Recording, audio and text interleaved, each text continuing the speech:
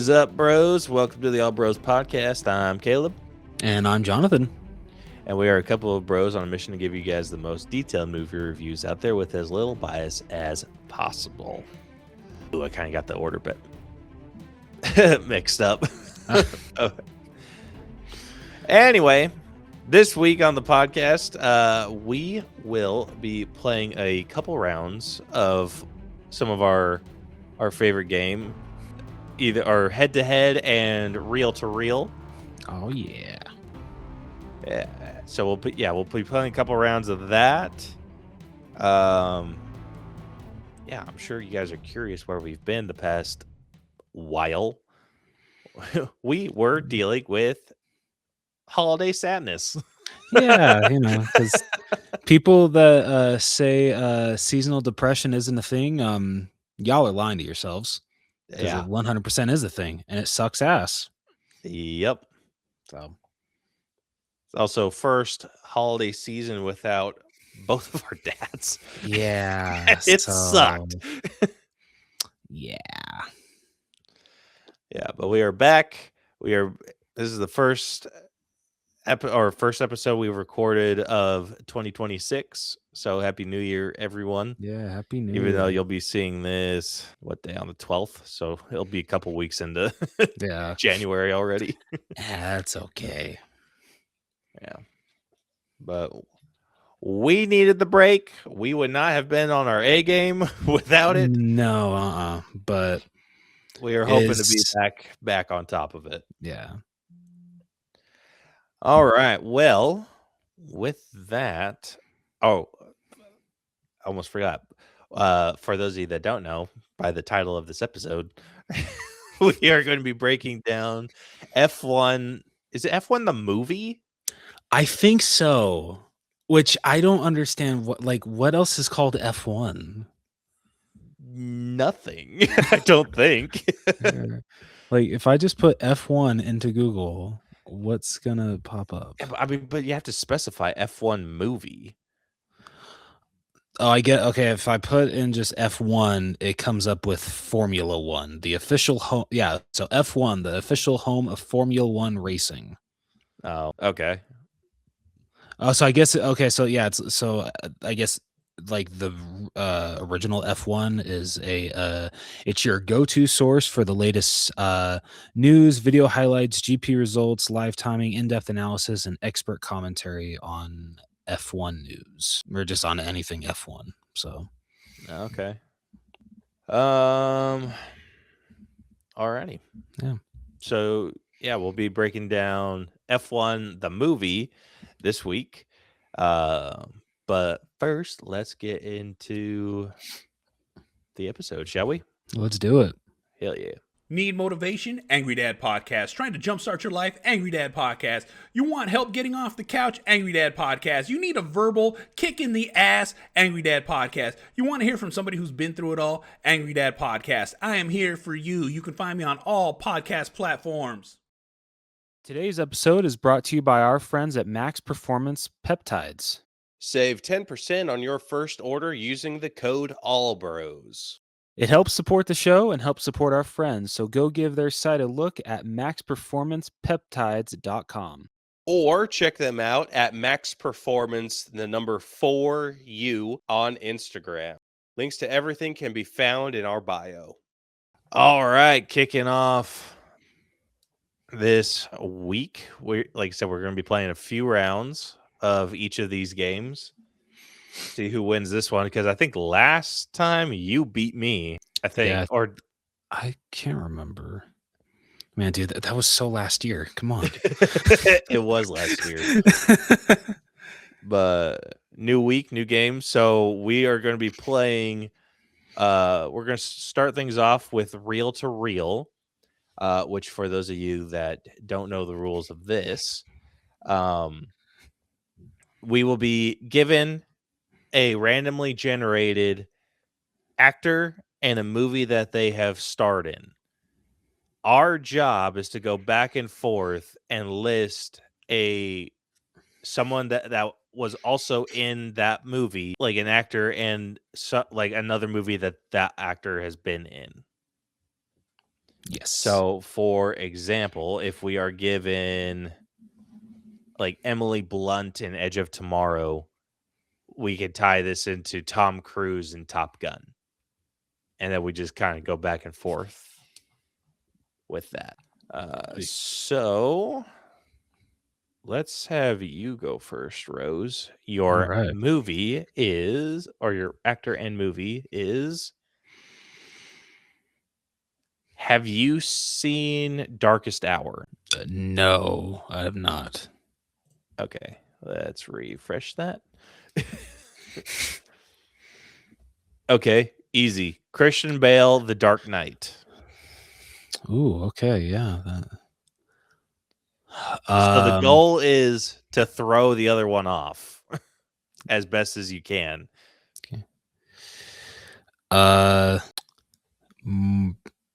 Morgan Freeman. Bruce Almighty. Okay. I know the easy one is Jim Carrey. I'm going to throw you a curveball and go Jennifer Aniston. Just go with it. Have you not seen that one? I don't think I have. I'm trying to remember. Adam Sandler isn't in that, is he? Yeah. He is? Oh, okay. I was debating on helping you, but yeah. I'm sorry. Well, thank you for the help. All right, because you helped me, I'm going to throw you an easy one. Adam Sandler, Grown Ups. Okay. Kevin James, Paul Blart Mall Cop. Ooh. I can never remember the actress's name that plays his love interest. Why isn't there anybody else big in that movie? There's a couple. Really? I can't. Other. Oh, Like, no.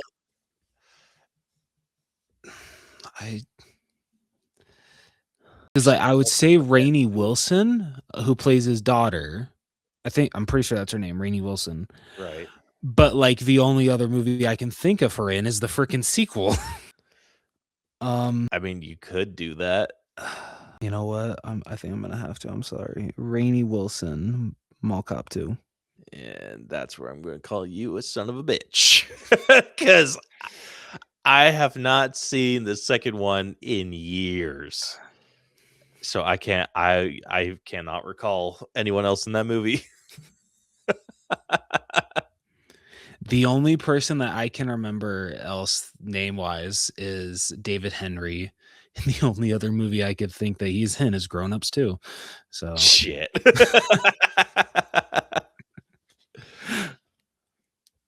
Gosh, I don't, dude. I have like I know her from shows. What's her face? The one who played his daughter. yeah. Oh, should we like check that I did get her name right? Because I want to make sure that like I actually earned that point. Rainey Wilson, you said her name is? Yeah. How would you spell that? I have no idea. Okay, Paul Blart Mall Cop cast. You got her first name right. It's Rainey Rodriguez. God damn it. Okay. All right. Well then, okay. I do not get that point. And Damn, the person I thought. What do you do? Oh, there's some other people that I would have been able to. Dude, freaking what's the sequel? I remember that Lauren Ash, who played Dina in Superstore, is at the end of that. But I can't think of movies she's actually in. Yeah. So damn it. All right. I did not earn that point. And time for redo. Yep, we will redo that one. Back to zeros. All right. My movie is Kate Blanchett, The Lord of the Rings, The Fellowship of the Ring. Okay, let's go. Ooh, should I be a dick right off the bat?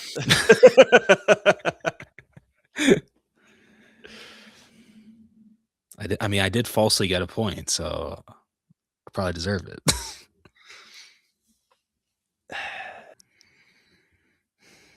Let's go Carl Urban in Star Trek. Oh, okay. I had to think. Oh, for a wait, second. is he in that one? Yeah, Carl Urban is in Star Trek. No. Is he in the Fellowship of the Ring? Oh. I know he's in the Lord of the Rings series. I don't know if he's in Fellowship of the Ring. Oh yeah. Yeah, dude, you got me. God damn it. Will you look it up? Yeah. I don't want to cheat. Because if he's not, then I have a backup. Okay, 1 second. Oh, God damn it. So it was the Fellowship, right? Yes.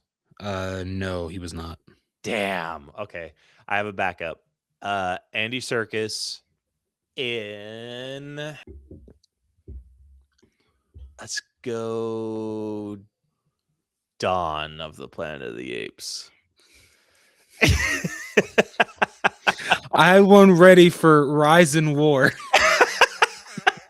But not Dawn. God Dude, damn it. I knew Rise. I'm like, he's gonna go with what's his face? James Franco? Oh no, I thought you were gonna go Tom Felton. Oh. That would have been a good one too. Yeah. And then who would you have gone with in War? Woody Harrelson. Oh, that's right. Okay. Oh, I'm trying to remember what he has been in. Fuck. Okay. Toby Kebbell, who played Koba in Dawn. Fuck, what else has he been in? Was he in Fan Four Stick? You son of a bitch. He was? Yeah, he was. Yes. I think he was Dr. Doom. Oh yeah, he was. God damn it. Okay.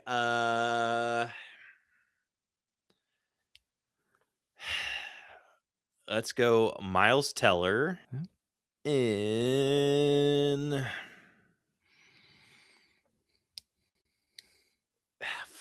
Whiplash. Okay. J.K. Simmons. Give me a minute.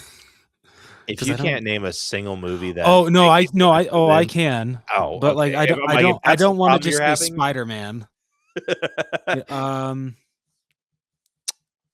Red One. Okay.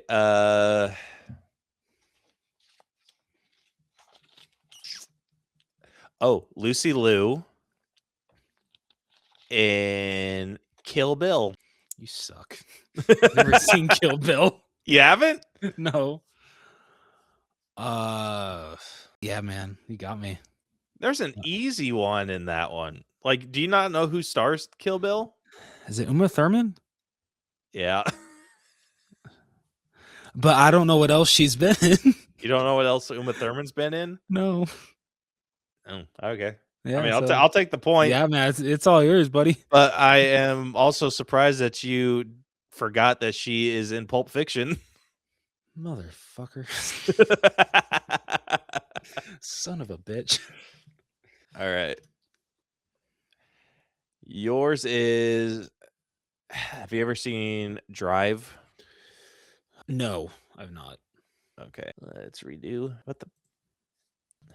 I'm going to assume that you also haven't seen The Bourne Identity. You would be right. Okay, Joaquin Phoenix in Gladiator. Okay. Gerard Butler. That is not Gerard Butler. Oh, sorry. Russell Crowe. I'm sorry. Isn't that? Yeah, that's Russell. Okay. Sorry, I didn't mean to say Gerard Butler. Okay, so Russell Crowe, The Nice Guys. Okay, Ryan Gosling, The Notebook. It's like one of the only rom-coms I've never seen. Dude, that is like my guilty pleasure movie. That's what I watch when I'm sick. I believe the actress is Rachel McAdams. Damn you. Yes. All right, Rachel McAdams, Doctor Strange. Okay. Benedict Cumberbatch. Actually, Benedict Wong. Weapons. Okay. Good one. Josh Brolin. Deadpool 2. Oh yeah, he was in Deadpool 2. Shit. Okay. Ooh, I'll take a cheat. Brad Pitt. F1. Javier Bardem. Pirates of the Caribbean, Dead Men Tell No Tales. Ooh. Okay, Johnny Depp in The Lone Ranger. I really hope she was in this. Helena Bonham Carter. Ah, bitch. Charlie and the Chocolate Factory. You son of a bitch. Oh, God. Oh, I know her name. Oh, God. I know her name. And I know what movie I'm going to do with her. Is it Anna Sophia Robb? Yep. Is that her name? Yeah, that's her name. Freaking A. Bridge to Terabithia, biatch. All right. Josh Hutcherson, Five Nights at Freddy's. Matthew Lillard, Scream. Okay. Shit, what else has he been in? Ooh. Yeah, no, yeah, he was in the first one. Jamie Kennedy, Son of Mask. Oh, you rat bastard. Is it Alan Cummings? Yeah. Yes. In X2. Okay. James Marsden, Sonic the Hedgehog. Okay. Oh, dude, I would have killed you had you said Hop. That is like the only movie that I'm like, I don't know who else was in that. I've never even seen Hop, so I don't. Oh, you either. haven't? No. Oh man, yeah. That I was just. Yeah, I was thinking through that. I'm like, okay, I think I know a decent amount of his filmography, but a Hop I would be screwed with. Okay, James Marsden in Sonic. Let's go.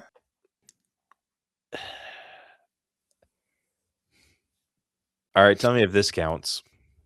What the? What is, I forgot. I just completely spaced his name. Oh, what the hell? What is the matter with me? Damn it, dude. Did Did you forget the actor that does the voice of Sonic? I did. And I love the guy. Yeah, dude, same here. But I'm put on the spot and I completely spaced his name.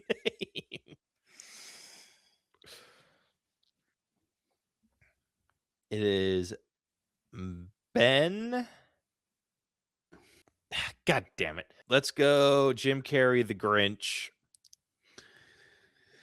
What's his name? Ben Schwartz. Ah! God damn it. Okay, so if you went with him, what were you gonna go with? I'm curious. I was gonna see if I could get away with doing The Force Awakens because he does the noises for BB-8. Yeah, I would have given you that. I didn't know that. Yeah, it's him and like one other person. I forget who. Okay. Who does the noises for BB-8? Nope, that's BB-6. Dude, I think you're gonna get another point because I can't think of anybody else in the Grinch. Bill Hader and Ben Schwartz were vocal consultants and modulated their voices to talk for BB-8. Cool. All right.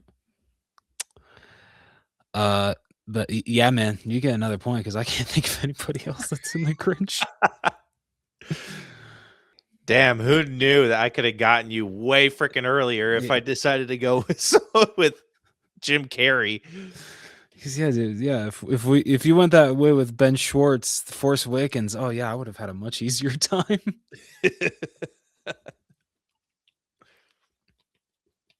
All right. Next up is mine. This will be the third and final round of Reel to Reel. Then we'll move on to head to head. Ooh, Charlize Theron in Mad Max Fury Road. You said that's yours, right? Oh, that's mine? Okay. I'm pretty sure you said that. Let's go Tom Hardy in Venom. Oh, fuck.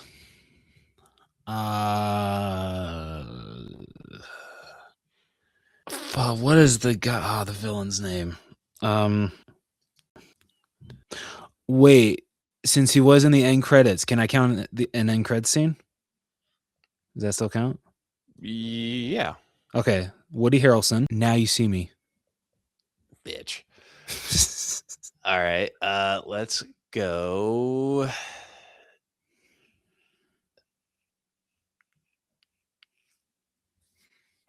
Jesse Eisenberg, The Social Network. Andrew Garfield. Wasn't he in that? Yeah. Okay. Just because I can't think of anything else he's in. The Amazing Spider-Man. All right, here's me being a bitch. Sally Fields, Smokey and the Bandit. Son of a bitch.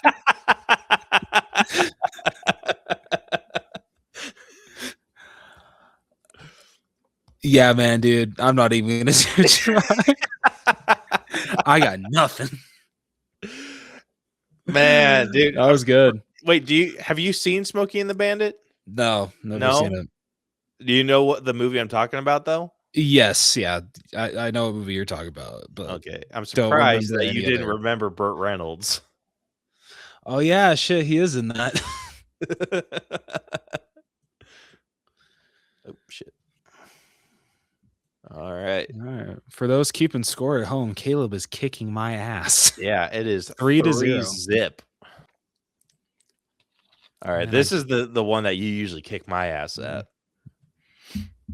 So this is head to head. So the difference with this one is it is a randomly generated category of movies, and we go back and forth. In with the basically listing off movies that fit a certain category.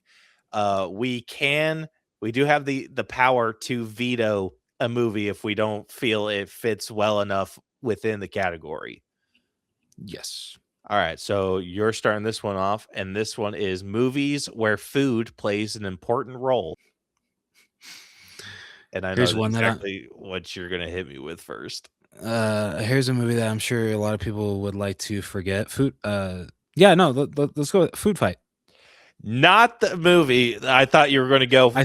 I think I know which one you were thinking. I was going to initially go with it, but then like I said food instead of were you going to? Well, wait, no, you might say that one, so never mind. I'm not going to say it. Well, I am going to say it. Sausage Party. Perfect, yeah. I started saying food. I'm like, oh, wait, shit, yeah. I forgot about that movie. Like I said, I'm sure a lot of people would like to forget about that movie. Okay, so Sausage Party. Ratatouille. Chef. The Founder. Ooh, that's a good one. Okay. Oh shit! I'm drawing a blank. Oh my god! Did I only have Sausage Party and Chef on the hook? There is one movie that I feel if neither of us. I mean, I thought of it, but like if you don't say it, I'll say it. But I feel if neither of us said it. Millennials would be very mad at us for not remembering that this movie came out during our time. I'm drawing a total blank, dude. Yeah, Yeah.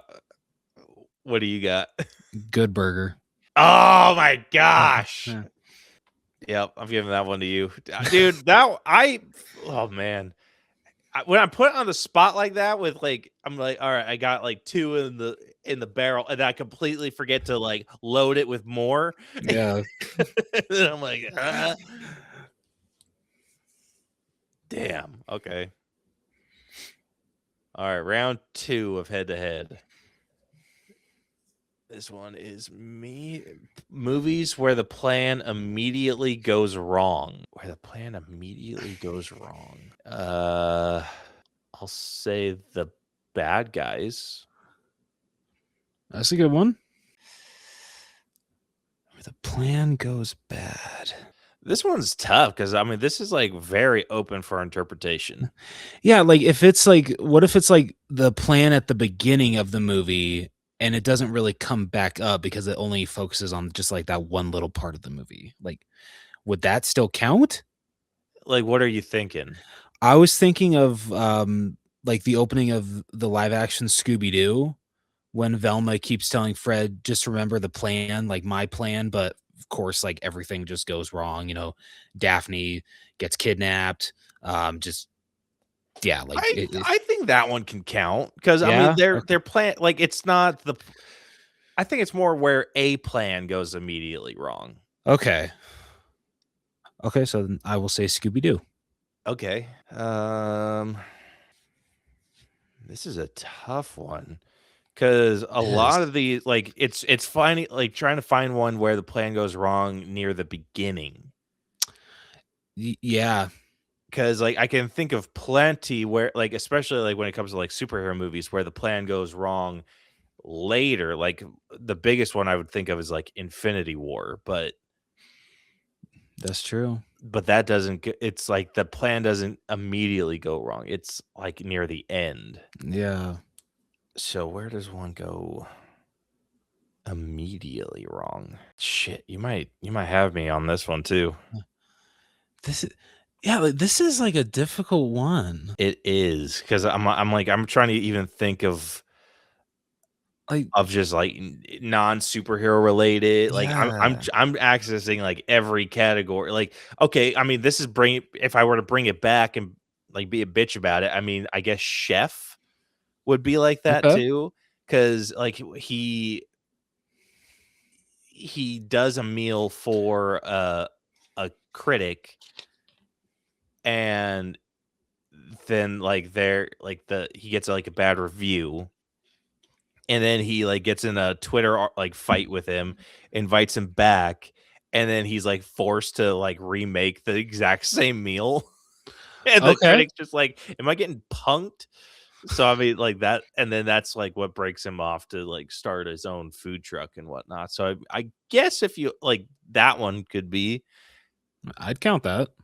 okay. Okay, I hope this counts. So at the beginning of Halloween Kills, as Laurie's being like driven away with Karen and Allison, you see like the fire trucks like heading to her house. And so like clearly the plan was for that not to happen, that Michael was just going to burn inside the house to death. But then would you count that? I'd count that. Okay, cool. Yeah, because that's like it is a continuation of the story. So, but it is like that, like a continuation of the plan. So I'd count that. Yeah, okay, cool.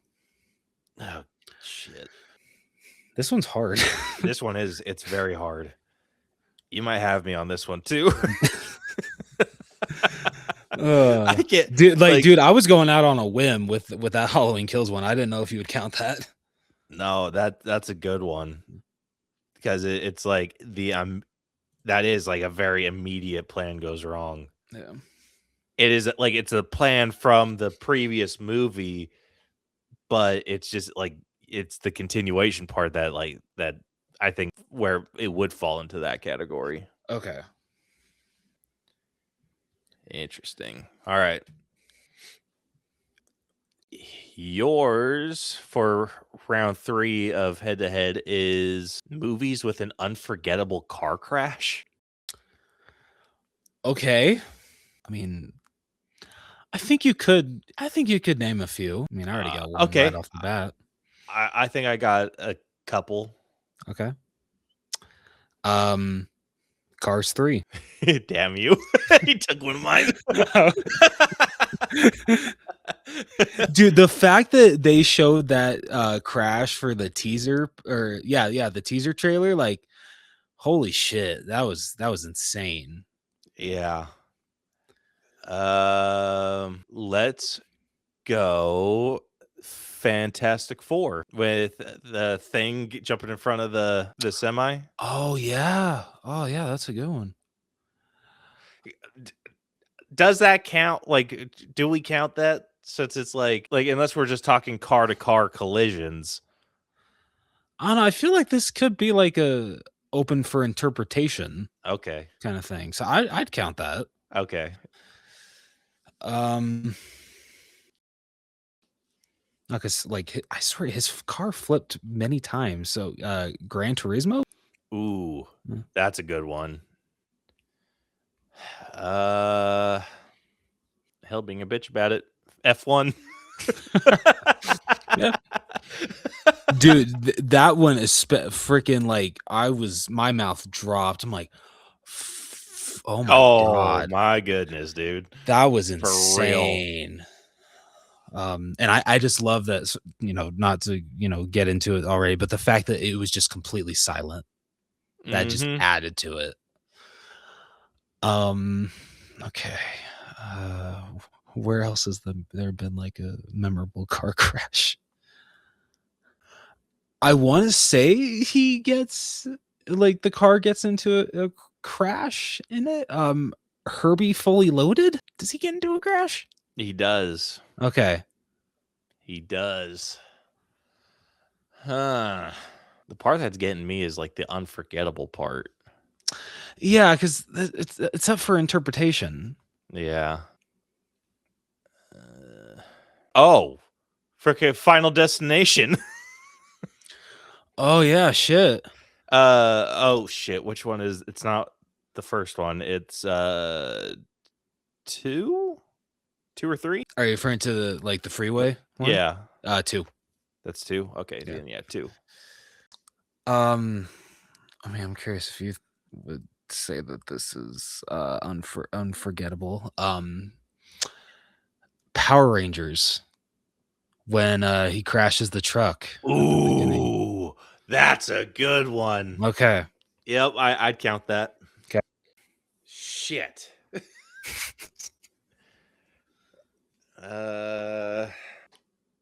Son of a bitch, dude. Why is this so hard? Like, for real. There's one that I have in my mind, but I'm not sure it would count. Let's hear it.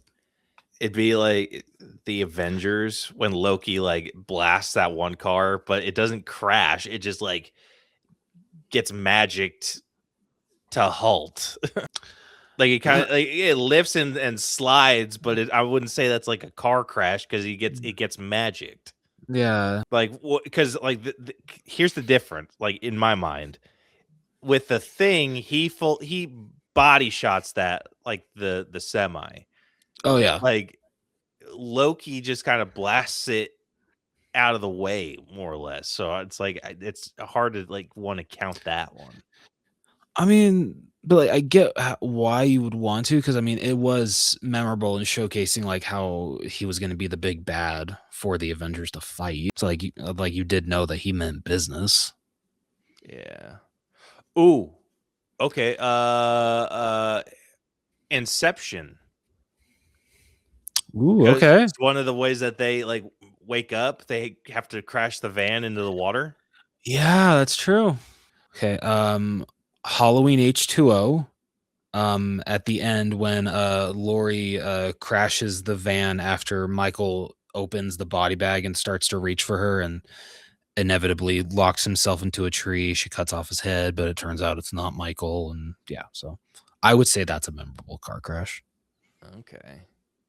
Iron Man 2 with Whiplash. Ooh, yeah, that's a good one. I don't think I got any more. I know, I can't think of any either. Yeah. Dude, like my mind's like, all right, what movies have cars in them? Yeah, dude, like seriously, like, yeah, man, I'm spent. Yeah.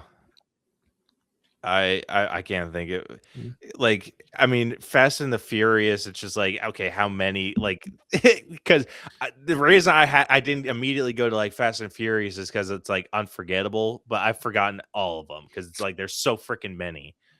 Yeah, for real. And then like the only other one that I can think of is like I forget the name of the movie. It's one with Chris Hemsworth and what's his face that plays Zemo in Civil War. They Oh yeah, I are, don't know his name. yeah, they're like racers. And yeah, so I think that one's like a Formula One like racing too. Oh, okay. But yeah, if like that, I can't remember the name of that movie.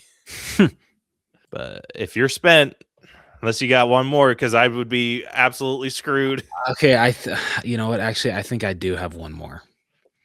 Now You See Me.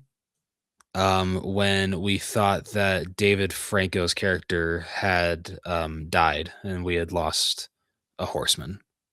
When on the bridge his car flipped. You bastard.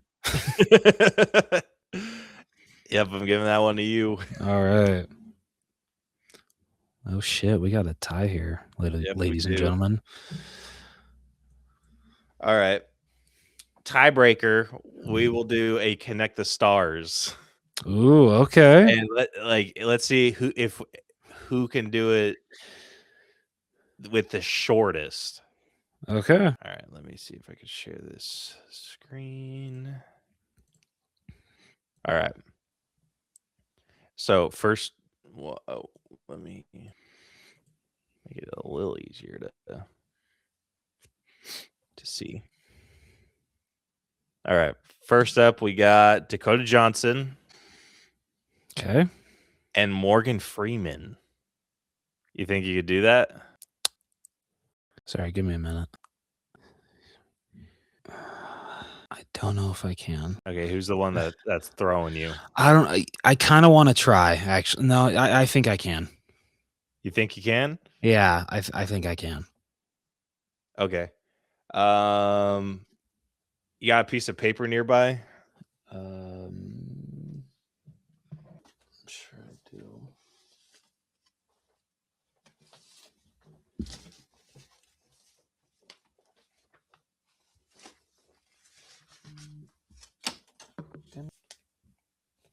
Yeah, I think this should work. Yeah, I think I'm good. Okay. So let's do this. Let's mute for a little bit until we figure it out. Okay. And then we'll just go off of what our own lists are. Okay. So this way we don't really like help each other. Okay. Sounds good. All right. Okay. All right. And then just throw me a message in chat when you're ready.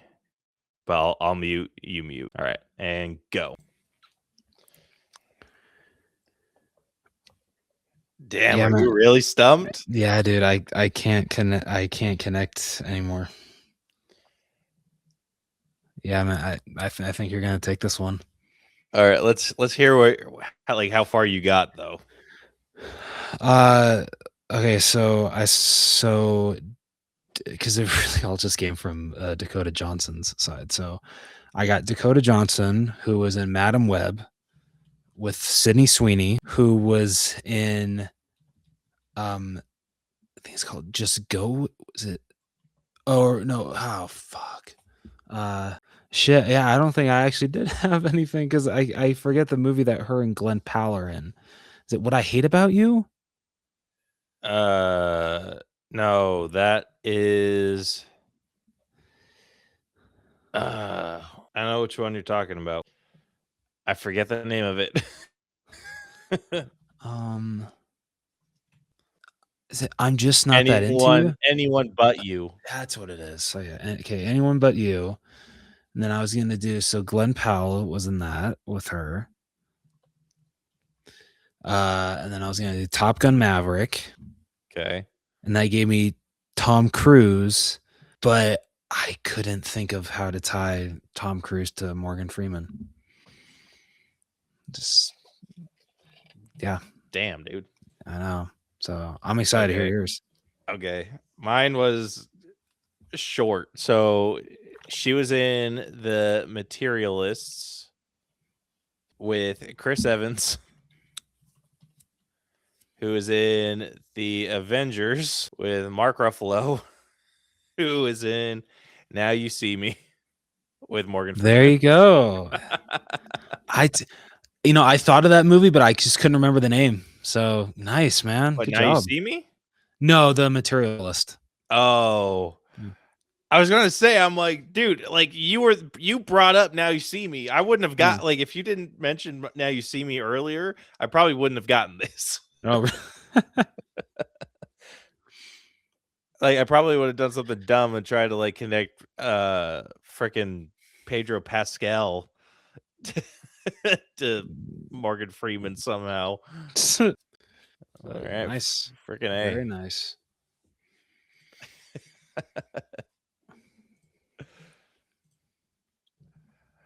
All right, well, that brings us to a final total where I barely scraped this one by.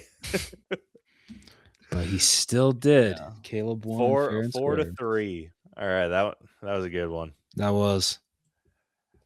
All right, well, with that, let's say we finally get into our breakdown. Let's do it. Hell yeah.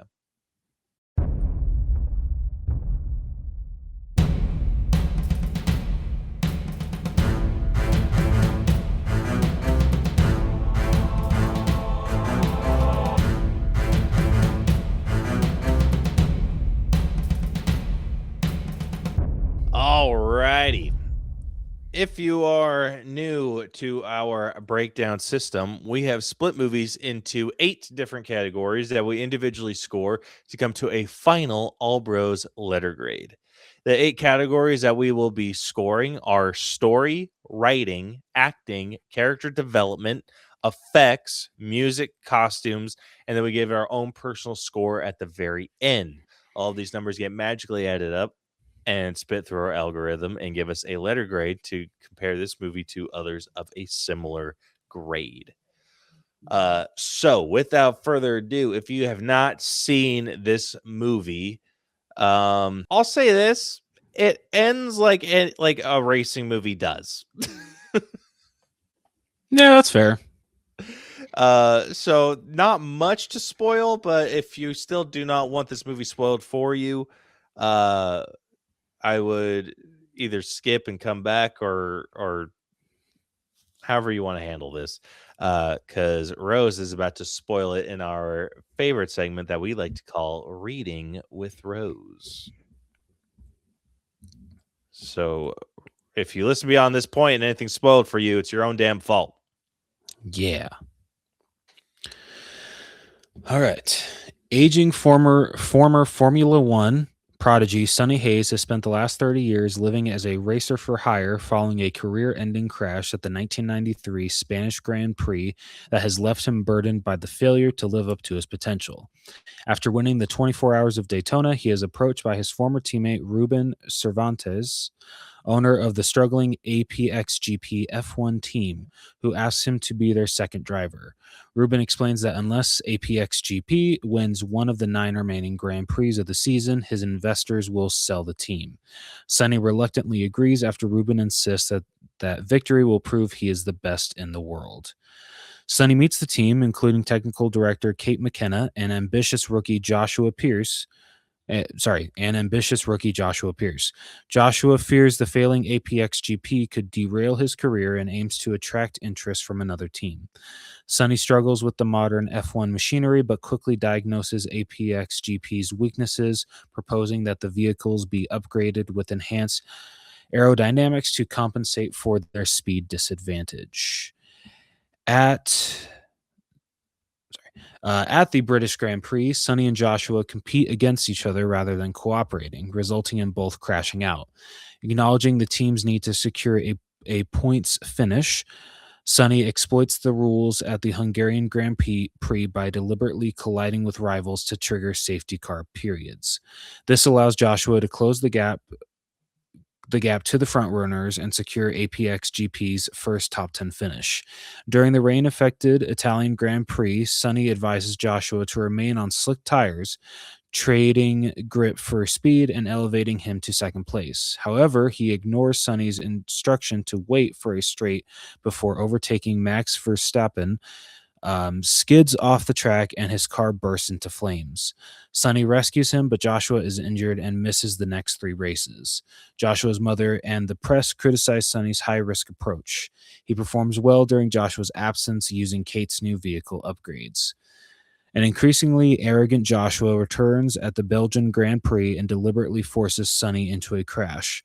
Afterwards, Sonny criticizes him for foolishly setting the team back for personal glory. Seeking to ease tensions, Kate organizes a poker game to highlight their similar backgrounds, after which Sonny and Kate spend the night together. He later admits to her that he races to recapture the rare moments when he feels untouchable. Following an anonymous tip alleging Kate's car upgrades are illegal, APX GP is forced to remove them, leaving the team at a disadvantage.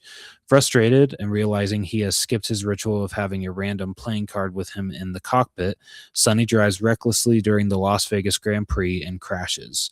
While he recovers, Ruben discovers that Sonny's 1993 injuries left him medically unfit for F1, with risks of blindness or death, and fires him for his own safety. APX-GP board member Peter Banning then admits to Sonny that he orchestrated both his signing and the anonymous tip to sabotage the team and force its sale, offering Sonny significant compensation to let APX-GP fail. Meanwhile, Joshua begins applying Sonny's racing techniques, admits fault for his earlier crash, and recommits himself to the team. Concealing his blurred vision and headaches, Sonny persuades Ruben to let him return, just as the FIA clears Kate and restores her upgrades. At the season-ending Abu Dhabi Grand Prix, Joshua battles Lewis Hamilton and Charles Leclerc for the lead. After Sonny is caught in a minor crash, the race is red flagged, allowing APX-GP to repair both cars before a 3-lap sprint to the finish. On the restart, Sonny overtakes Leclerc and sacrifices his own chance of victory by holding off Hamilton so Joshua can move into first. On the final lap, Hamilton and Joshua collide, clearing the way for Sonny to take his first F1 win and secure APX-GP's future. Joshua is offered a seat with Mercedes, but declines. As the team celebrates, Sonny quietly prepares to leave, parting on good terms with Joshua and promising to see Kate soon. Sometime later, he lines up for the Baja 1000. When asked what he is racing for, Sonny laughs. Hell yeah. So like Caleb said, stereotypical ending of a racing movie. Very much so. I mean, listen, it's tough because it's like this movie is good, but it's got a lot of like not good elements to it. Okay. Yeah. All right. Explain. All right. So just getting like starting off, like kicking it off with story. The story wasn't bad. Like I like the angle of like an older, like retired or just kind of like a washed out Formula One driver coming back to the thing, having to deal with new technology and a rookie. It's kind of like in this turn, like kind of Cars 3-esque, right? Yeah. Which is nice, which is it's super cool. it offers like a fun mentality because like yeah, he's a little bit more reckless. What's his face? Pierce is a little bit more like by the rules and everything. And so it like not really willing to take risks, and that's what makes him not be as good of a driver as he's capable of being. Yeah. Um and so him like basically adopting some different methods from the older guy, the more experienced, wise one, if you will, and taking his stuff into to the point where he knew like he knew that he was like going to have the chance to win, but he sabotaged that to give his mentor the win that he's always kind of been dreaming of, right? Yeah. And in that sense, I feel like it's a very stereotypical story. Like we said, any like this one's hard to spoil because it ends like how a racing movie you would imagine it would. Yeah. Like with the main guy getting his win, getting the girl, and going on his merry way. Yeah. So in that sense, I think this is like it was a well executed story, but I don't think it even cracked like the 80s for me in just terms of Oh, like really? it's a stereotypical racing movie. So it's like it's hard for me to be like, "Oh wow, this was really good." I think my personal enjoyment of it, like setting that aside, it just follows everything like all the stereotypes. Shit. So, like, Yeah, you got a it was point. well executed, like, don't get me wrong. Yeah, see, yeah, that's what sucks about it. Cause yeah, I absolutely agree with you. Like it's stereotypical. It like goes beat for beat for what you think it's going to go for, but like it's done so well that it's like hard to be like super harsh towards it. Yeah. So, I'm personally giving this a 78. Like, I don't think That's it fair. Okay. ironically enough, a movie that was more about, like, needing to take risks didn't do that. Yeah. Yeah, fair enough. Um, I think I am just gonna be like slightly above you at an 80 because I do think it cracks an 80 for me. Because I absolutely agree with Caleb. Like it really does like go B for B with what you think it's going to be. Like even freaking when Joshua like crashes, like yeah, like it's you're just like, oh shit. And like the scene is like very well played out where like there's no audio whatsoever, and just like it's really really good scene. But like you're really not surprised by it because like once like Sonny tells him tell JP don't like go yet, you're just like, oh, okay, yeah, we already know what's coming. Like Yeah, he's like, gonna crash. you knew, like, you knew, it's just like, "Nope, he's still too hard-headed," Yep. even though he like, this man has done nothing but help you win or get higher and higher placed, like, you are still like, you're still not gonna listen to him because 'cause you're Yeah. some young gun, and, like, every stereotype, it hits. It's just like Cause it's kind of like the same. It's like even in like with Gran Turismo, when the main kid is like not listening to what David Harbour's character is saying, even though like it's kind of like the same situation. I mean, I know it's different because the kid, it's his first time actually racing a real car. He's just good at the game. But kind of the same thing, David Harbour's character has been behind the wheel. He knows what he's talking about, but the kid wants to be the hot shot and be like, "Oh, I know exactly what I'm doing, even though this is completely different than a freaking game controller." yeah. But kind of really the same thing. Yeah. So, like, I think Gran Turismo did the story a little bit better. That, Uh, that's fair. yeah, but I mean, this one, like I said, this one's not bad. It's just it needed to take a little bit more risk in it. Yeah. Like it said, every stereotype was hit. Like, oh, the young gun and the old wise elder aren't getting along, and then they're suddenly best friends by the end of the movie. Yeah. Like, you hit that one on the head. Oh, the main guy who's never won this type of race before is going to win first place. Yep, you covered that one. Like, it's just, yeah, it was, Yeah. And like it's sometimes hard to like critique it on being so stereotypical because most of the time these are based off true stories. Like Gran Turismo was. I'm pretty sure this one was too. I don't know if it was. Oh, I thought it was. Is F1 based on a true story? No. Oh, it's not. Oh, so that makes it even worse. Yeah, it's not based on one specific true story, but it heavily borrows from real life Formula One history. Okay.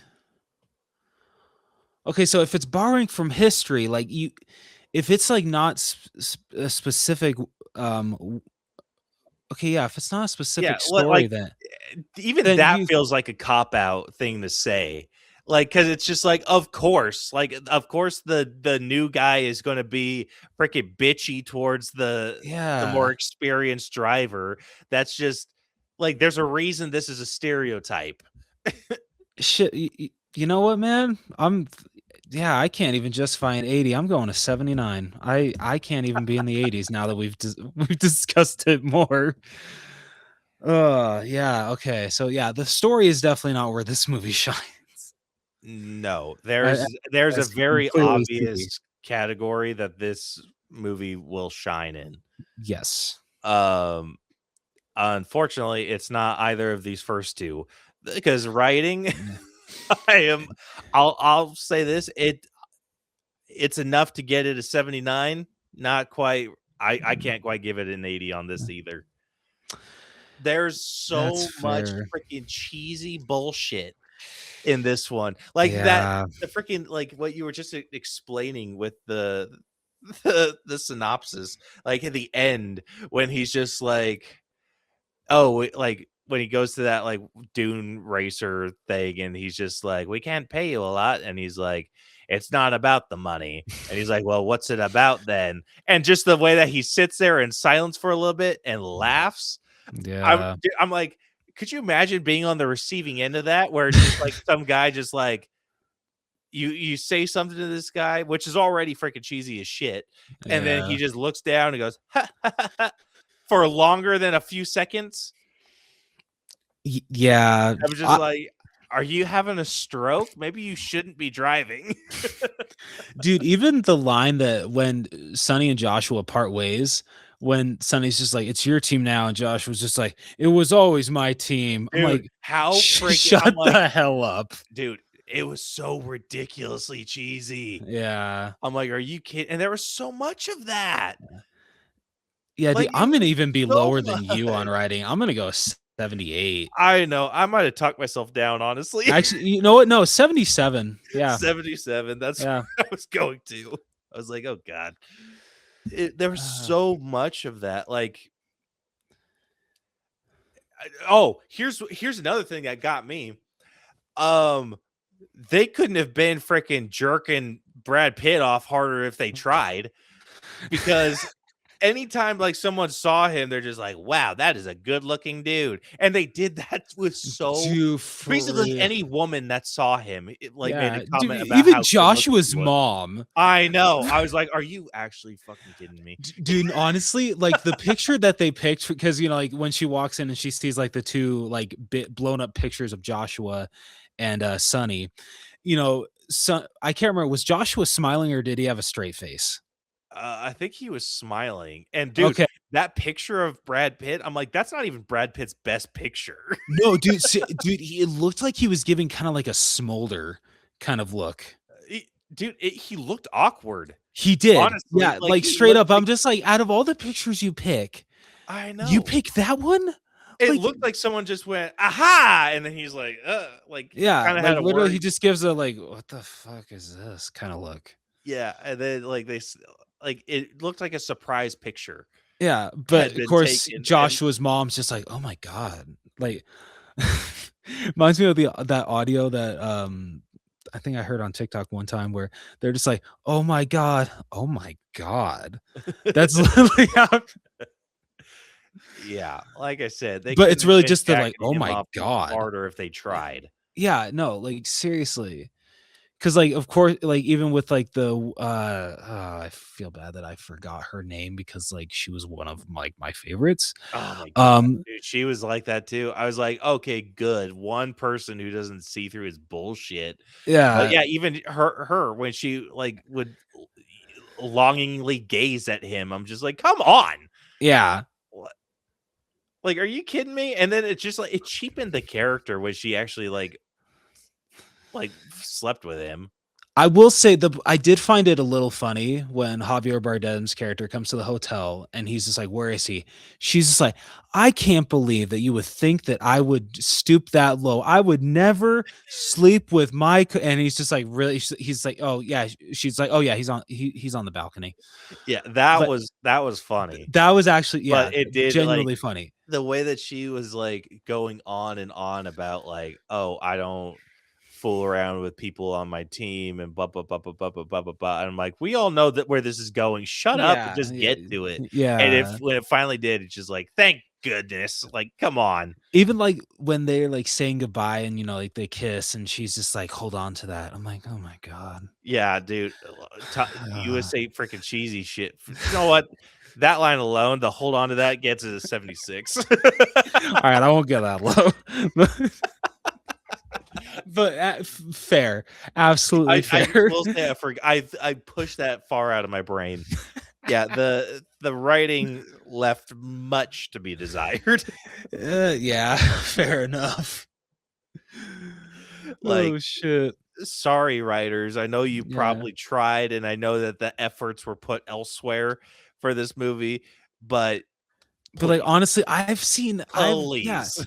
I've seen less cheesy writing in a horror movie Yeah, than in this movie. And yeah. that's saying a lot. And all to freaking stroke Brad Pitt's ego.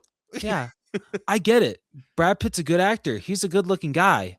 But like, how many times are you gonna suck Dude, him this off? doesn't even Like, damn. crack like one of his top. I wouldn't even say this cracks his top 10 good looking roles. I mean, yeah, honestly, like I think like the for me, like the most like good looking Brad Pitt has ever looked was in Once Upon a Time in Hollywood. Like as Cliff, like he was a damn good looking guy. Yeah, I let me see. Like, let me. I there's a specific movie I'm thinking of his that I'm just like, oh, hello. Let's see. And you know what? I think he's always looked better with short hair. I can agree with that, except for in Once Upon a Time in Hollywood, because like it actually he looks like I said, That really one I good with still long hair in consider that one. short. That one I still consider short. Yeah. Yeah, Okay. it's listen, it's walking a line, Yeah. but yeah, it is. All right. Uh, I don't know what exactly it is I'm looking for, but yeah, not his best It's like looking what's the role. movie that when I saw Brad Pitt, I immediately was just like, mm. Oh, if we're going with that, I'll probably. Oh, there's a certain role. I'm trying to think of which one it was. Because it wasn't. Be honest, Caleb, it was Vanisher, wasn't it? Oh, it wasn't. Yeah. No. No, I think it was Fury. Okay. Yeah, I can definitely give you that. Yeah, Fury and Benjamin Button. Like those are both movies where he was just like, oh, god damn. Yeah, Like fair enough. obviously, like once he's past like the awkward like old man phase. Yeah. Not fair. Yeah, like once he gets to the point where he's like younger and him and Kate Blanchett are like the same age, like that's like peak. Dude. Anyway, I'm done fangirling over Brad Pitt. Oh shit. All right, but I mean, getting back on him for a minute, getting into this acting category. First up, we got Brad Pitt playing Sonny Hayes. Then we got Damson Idris, who plays Joshua Pierce. Total side note, I have heard that he's in talks to be our next Black Panther, and I'm here for it. Oh, dude, same. He's a great actor. Yeah, amazing. Javier Bardem plays Ruben Cervantes. Then we got Carrie Ooh, I thought that said condom. Carrie Condon, who plays Kate McKenna. Dude, I straight up typed out an M first on accident. Listen, I don't know if I've ever brought this up before, but there is something about a woman with an Irish accent that just does something for me. Dude, dude, she was. I'm just gonna say she was so fucking hot in this movie. Mhm. Like, damn. Yeah, I was Yeah. like, oh, new crush. Dude, same here. All right, next up we got Tobias Menzies, who plays Peter Banning. We got Kim Bodnia, who plays Casper Smolinski. And we got Sarah Niles, who plays Bernadette Pierce. I know her from Ted Lasso, Oh, cool. and I love her. She's an amazing actress. Just from this movie, I could tell that she was a great actress because she freaking killed it in this role. Hell yeah. Because I definitely believe that she was going to do something to Sonny if something else bad happened to Joshua.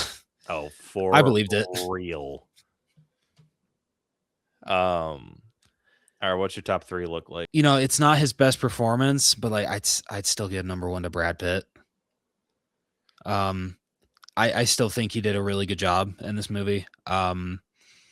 And yeah, really that's all I have to say with him. Just he did do a good job. I did really like his performance in this. I'll say this, he played the character he was supposed to. But in terms of standout, I'm giving my number 1 to Damson Idris. That's completely fair. He's number 2 for me. Yeah. Because that he was great. And like I loved their confrontations that they had. And like even like when they actually like understood each other, especially like after that poker game. Those were parts that like definitely stood out. But their whole saying goodbye, I thought that scene was stupid. So dumb, dude. So freaking dumb. I'm like, there's no amount of acting in the world that could have saved them from that horrible script. Yeah, that was just such a stupid way for them to say goodbye to each other. Yeah. So yeah, he's my number 1. I'm giving my number 2 to Brad Pitt for all the reasons that we've discussed. Yeah. Number 3, I would give to I already forgot her name. I feel bad.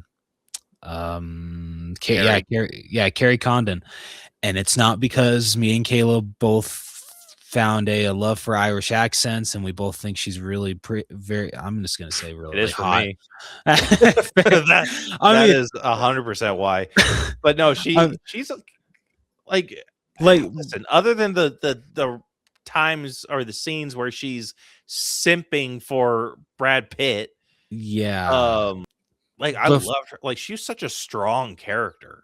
Yeah, no, like the moment that when she confronts Brad Pitt for the first time, like in that bar that he asked her to come to, and she's just like, yeah, like, you know, you may be able to like fool other people, but you're not fooling me. I'm just like, damn, not only are you hot, but like you are really You're a Yeah, really good you are- actress. You are self-aware too. Yeah. Yeah, you are the Wait, whole no. goddamn package. I Dude, hate for real.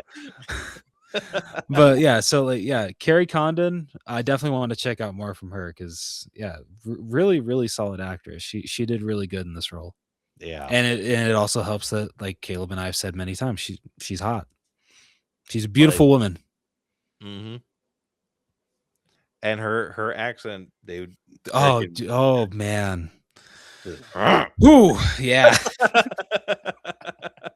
Let's hope Brielle doesn't listen to this episode. With my luck, this would be the one that she would. Oh shit.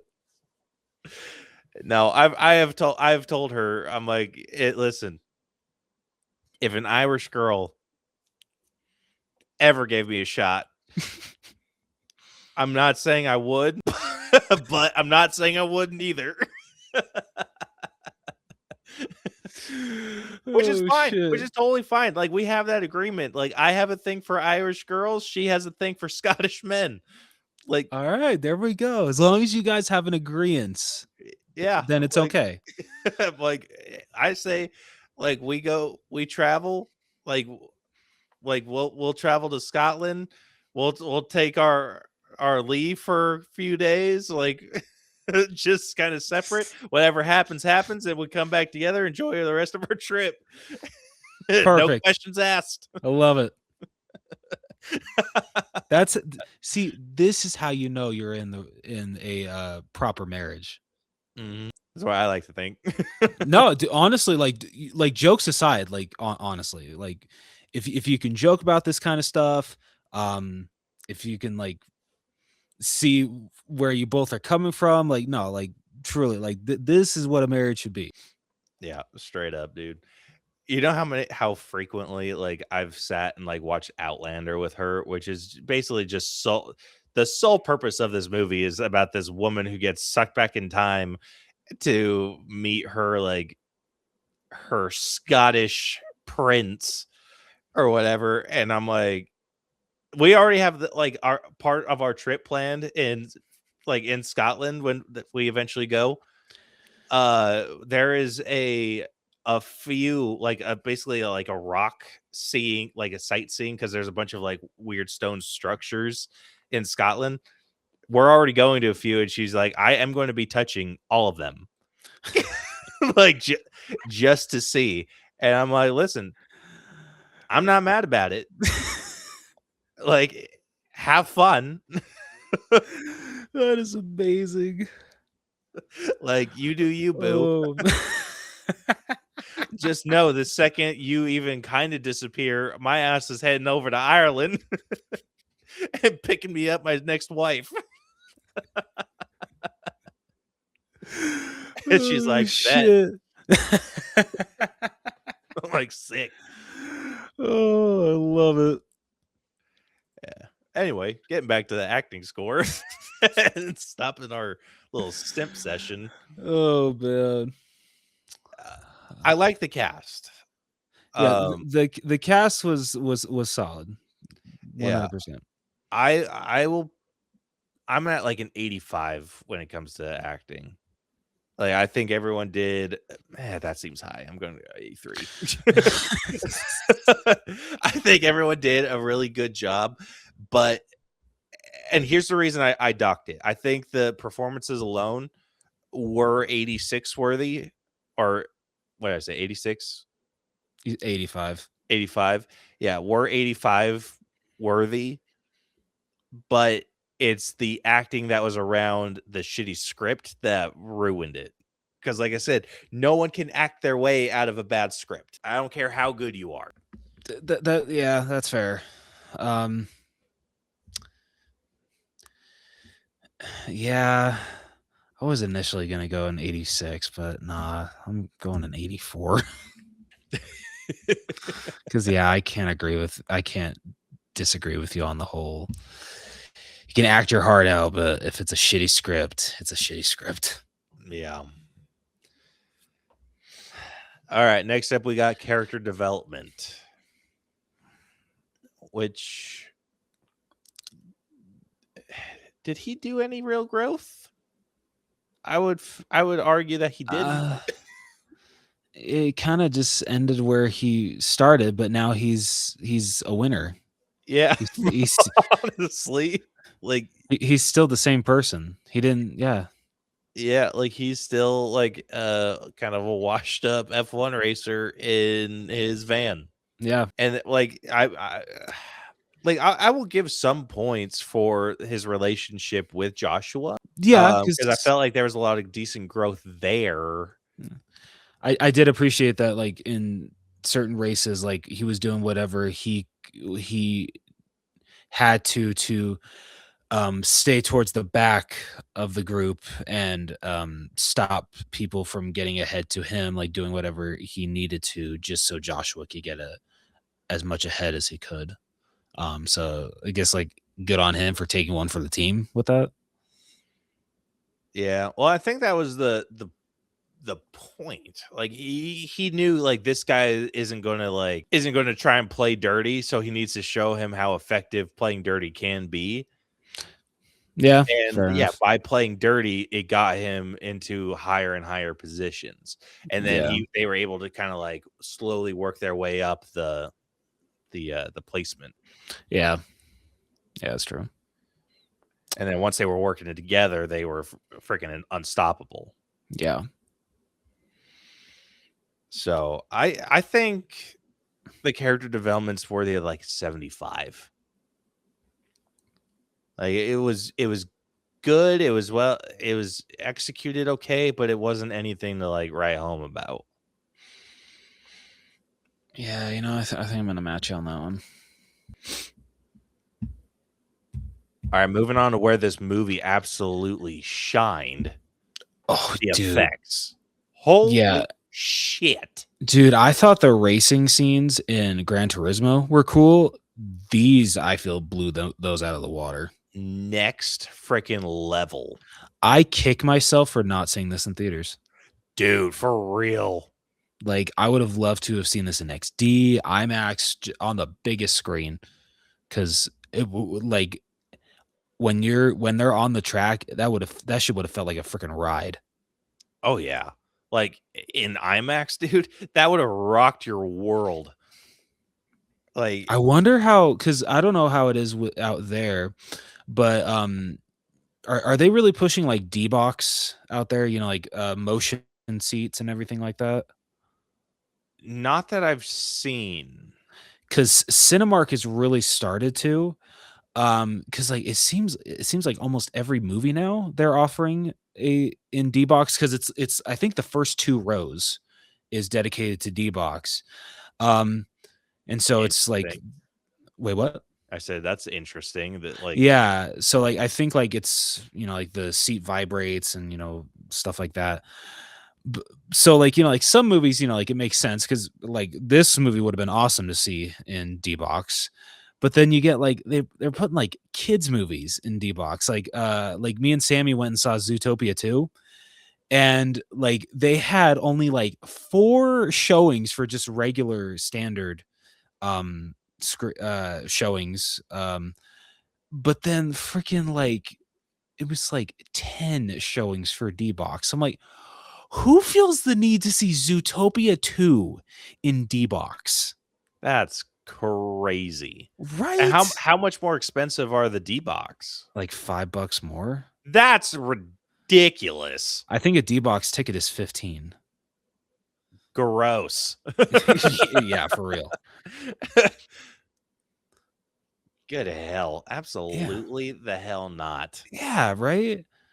Yeah, freaking I went on because me and my buddy Ryan, we were gonna I think we're going to see it this week, Anaconda.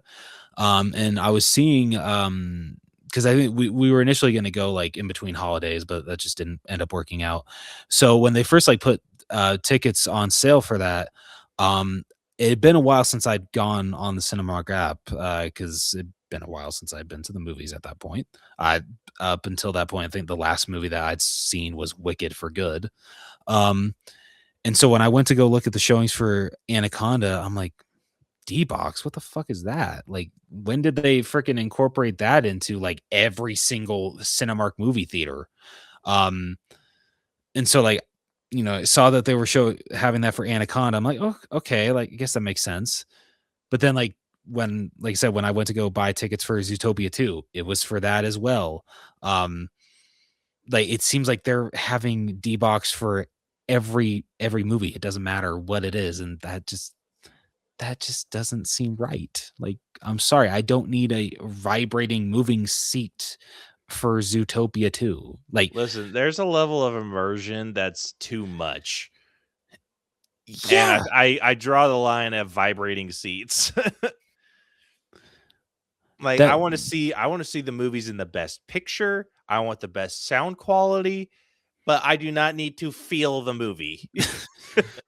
yeah, and there's like, because like I know like people, because I think like like it vibrates, it moves around, I think a little bit, and so like, I've seen like people, I don't know if it's D-Box, it might be like another form of like they're like trying to eat their snacks, but like they're like they like saw Twisters, and like the freaking seat is like throwing them around. I'm like, yeah, I mean, sure, I bet that adds to the movie, but like, yeah, if you like bought concessions, I'm sure that sucked ass.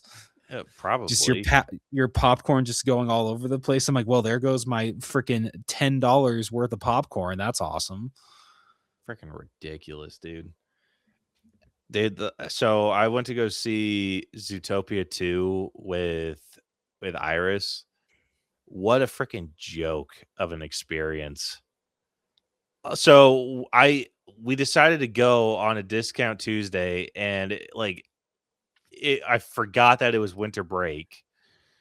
So we got Ooh. there. We had to pick up concessions because Iris needed them, but our tickets were also like I had to do like a return because some people were supposed to come with us that didn't. Mm. So I had to do a return. So I had to go to the freaking counter. We were 25 minutes late for the freaking movie. So we missed 15 minutes of the freaking movie. Shit, dude. Yeah. That sucks. Yeah, absolute freaking joke. And dude, like what they were doing was so dumb. Like, so the way that they were handling it, it was literally like freaking like one person would be working like a register, and then there'd be like one person that would just kind of be standing around like doing like dealing out the popcorn and everything. And then doing drinks. And then there was like one other person that would like help one person and then just kind of disappear for like 5 minutes. And then they come back, help another person, then disappear for another like 5 freaking minutes. And I'm like, what the hell are you doing? Seriously. Damn. Yeah. Did you at least like the movie? Yeah, the movie was all right. I mean, Yeah. what I saw of it, I felt like I was Yeah. missing like a key component. Dude, that sucks because freaking like, I mean, personally, I thought Zootopia 2 was just as good as the first one. I thought it was such a good sequel. I Like feel it's what I saw definitely of one it, that we like should review. I had to fill in like a lot of the context clues because That by the sucks time, ass. so by the time we got out, or by the time we got into the movie and sat down, they were at this scene where Judy had gone to Nick's apartment after Oh receiving. shit, dude. Yeah. Yeah, you missed a shit ton. Yeah, so there was like a lot that I was just like, okay, wait, who the hell are these people? Like, what the hell's happening here? Who So are the Zebros? yeah, who are the Zebros? Yeah, so spoiler alert, if you miss the first 15 minutes of the movie, they're not as funny as, I think they could be. Once you watch the beginning, you'll find them more enjoyable. Yeah, so I need to go see that again or just wait for it to come on digital, but yeah, like I'm like I know I missed something and that kind of like spoiled the movie for me. That sucks, Because man. I hate, dude, there's nothing I hate more than starting a movie in the middle. Oh, dude, same here. Yeah, I hate that shit. Yeah, like if Braille invites me to watch a movie with her and she's already halfway through it, I'm like, no, I would like this is what I wanted to see, but I'm like, I'm gonna go sit in the other room like and start it over. Yeah. Like I Yeah, no, that's can't fair. do it. I cannot freaking do it. Nah, dude, same here. Same here. Anyway, getting back into Yeah. F1's effects, Yeah. and how amazing I assume that they were to see in IMAX and everything. Yeah, I'm sure shit was jaw dropping. Yeah, this was next level, dude. Like, Yeah. and I did some like a little bit of research in how they shot a lot of this stuff.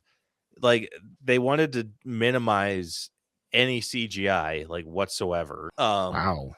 So a lot of this was practical. I love that. And a lot of the footage from the Grand Prix is live footage from an actual race. Really? Yeah. That's cool as hell. Right? Because they're like, okay, well, how do we get all of this footage? Like, how do we get like the people in the stands and everything? And then they they went and like saw a race, and they like looked at all of like the equipment that they're using, and they're like, oh wait, these are all like movie quality like cameras. Like, what if we just take the footage? There And so you that's go. exactly what they did. Like, they just took the footage and, Yeah. like, did that, like, what they're compositing and everything, like, made it look a little bit more, like, movie ready, but Yeah, and if I never knew that, I never would have thought that. yeah. It was a stunning movie, absolutely stunning, and then the stunt work, next level, because, I mean, Oh, yeah. the Brad Pitt actually, like, was in one of those racers. That is awesome. The only obviously like we couldn't see it, but he obviously wasn't the one driving. So what they did is they built like an extended cab, so there was an actual F1 driver in the front seat and Brad Pitt was sitting in the back. Oh, And okay. I think the camera was like on his head, like the driver's head, or like near his head, and so it would just like turn. Like they basically pimped out a Formula One car with cameras. That is awesome. Yeah, and we're able to like mess with like the shots and everything like mid race. That is so cool. Yeah, it's super sick. Like, I love hearing shit about that. Like when they try to go like when studios try to minimize their reliance on CGI, nothing beats it. Yep. Agreed. And this is one of those instances, like you felt like you were right there, like in the race. It's freaking awesome. Yeah, even watching it on something like I was watching it on my computer screen. Like that, and it was still freaking like incredible to watch. Yeah. So that's just a testament to how good everything was shot. You know, it's really crazy, and I didn't think about this like till halfway through watching this. This was the first movie that the first 4K movie that 4K disc movie that I've watched on my PlayStation 5. For Really? some reason I've only watched Blu-ray movies on my PS5. This is the first 4K, and dude, I noticed the difference. Like, holy shit, it was beautiful. Do you have a 4K TV? Yeah, I have a 4K 50-inch or 55-inch actually. 55. Yeah, Yeah, that's about what we have too. Well, I don't have 4K or anything, just because kids. Fair. But I do want to upgrade to something that is capable of watching like stuff like that. Yeah, it's definitely worth it because like beautiful. Yeah. Gosh, I want to pimp out, like I want to get like my projector and everything to like be like in that. I want it to be like the highest level quality I can possibly get it. Yeah. So like that, because I love I love being able to watch things on a big screen. So like the projectors are really nice. The computers are okay. My TV's getting up there in age. Oh yeah. Yeah, so I'm holding off trying to like upgrade that. Mm. But when I do, I want this to last at least until my kids stop touching the TV. That is fair. Which Yeah. Iris is at that age. She no longer touches the TV. But Levi, like I need him to stop touching the TV. Little maniac. Anyway, this is like high 90s in terms of effects for me. Dude, I'm a 96 personally. Like shit I'm is at that 98. Good. Hell yeah, dude. Like these effects were damn near flawless. Yeah, amazing. I mean, hell, even the crash, dude. Like that looked real as shit. Yeah, dude. Oh my god, just amazing. All right, moving on over to music. This soundtrack wasn't bad. I wouldn't say it was great by any means, but it wasn't bad. Yeah, I mean, nothing really stuck out, but yeah, I agree with you. It was Which is crazy because they threw in Queen. Like they had like yeah, good heavy hit songs, but I don't think they utilized them to their fullest potential. I agree. Like I'll say this: the scene where they did have the Queen, like I think they were playing "We Will Rock You," that it felt out of place. Yeah, a little bit. I honestly didn't even notice that they played that. That's crazy. Yeah, so I mean, giving it like perks where are needed, because I mean the songs that they used weren't bad. Like I be it maybe a 7. Yeah, I'll give you that. All right, and then next up we got costumes, which I might be on the same level 7. Yeah, Yeah, I think I am they were too. okay, but Just like classic racing suits, like nothing huge. yeah, like I think they could have gotten a little crazier with the designs, but the designs were very simple. Yeah. But I mean, they looked good. The helmets were good, and everyone else was just wearing like stereotypical like clothes. Yeah. So I think a 7 is appropriate. I would agree. All right, last up we got our own personal score. So let's hear what you think first. Okay. Yeah, overall I thought this was it was a pretty good movie. You know, the story and the writing are definitely what makes this movie come down.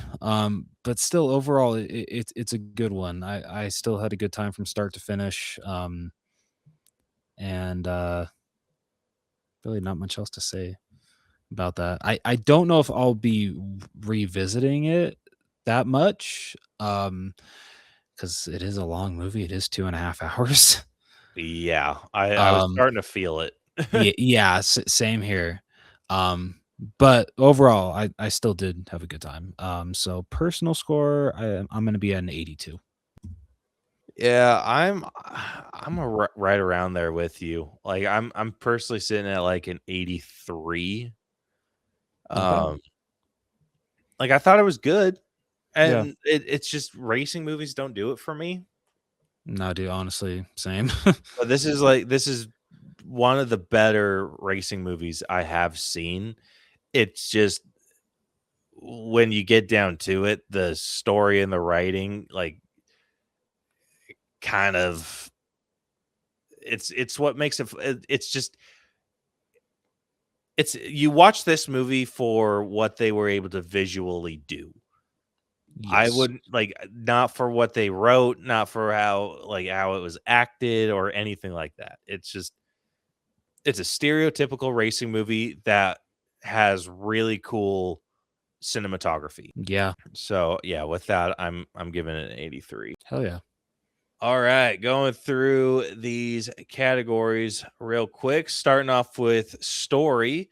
We ended up averaging out to a 78.5. Writing took a little bit of a dip, sitting at a 76.5. And I believe, oh no, not yet. Our acting had a little bit of a bump, sitting at an 83.5. Character development is our lowest category, sitting at a 75. Our highest category is effects, sitting at a 97. Music is sitting at a 7 out of 10. Costumes are sitting at a 7 out of 10. And our personal score ended up averaging out to an 82.5. So with that, the final AllBros letter grade for F1 has come out to a B minus. Okay. I like that. Yeah. Surprising.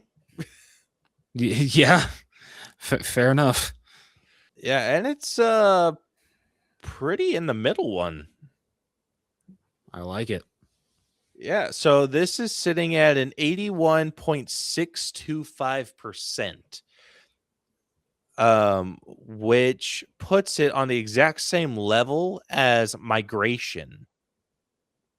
Okay. Which I would agree with. Pretty heavy. Yeah, honestly, I would too. Let's see, going what it's above first. It is above Despicable Me 4. Yeah, that's fair. It is above The Chronicles of Narnia, The Lion, the Witch, and the Wardrobe. All right. It is above Peter Pan and Wendy, for That's sure. fair. Yeah, that's fair. It's above Love Hurts. Okay. And then it is above the Banana Splits movie. Okay. Going the opposite direction, it is below The Matrix Reloaded. Okay. It's below Birds of Prey and the Okay. Fantabulous Emancipation of One Harley Quinn. It's below The Bad Guys. Okay. And then it's below Alien 1979. Okay. I don't totally disagree with that. Yeah, I don't think I do either. Yeah. Solid home for it. Yeah, definitely a solid home. So yeah, with that wraps up this week's breakdown. Yeah. So if you enjoyed this episode, want to hear more of our stuff, be sure to follow and subscribe to us wherever you listen to podcasts. We are damn near everywhere. Let's see. Next week, any ideas? Not really. We could try. Ooh. You did say Wicked for Good earlier. I mean, we could do that. I mean, there's also that Channing Tatum movie that had him living in a Toys R Us. I don't know if you saw a preview. Oh, yeah. Yeah, that's on Paramount Plus now. Okay, I'm down. Yeah. Okay. Cool. Hell yeah. What's that one called? That's an excellent question. Let me see. Yeah, while you look that up, I will say we are on all social media. We are on Facebook, X, Instagram, TikTok, LinkedIn, wherever you want to. You can look us up. Same with YouTube. You just got to search at the AllBros. Links to everything will be in our episode description if you guys want to check us out. So yeah, next week we will be breaking down Roofman. I knew it was a weird freaking title like that. Yeah. Yeah. So if you guys want to check that out before next week, so Reading with Rose doesn't spoil the whole movie for you. Yeah, like Rose said, it's on Paramount Plus, so go check it out. Yeah. But until then, this has been the AllBros podcast. I'm Caleb. And I'm Jonathan. And we'll catch you guys next week. Deuces. See ya.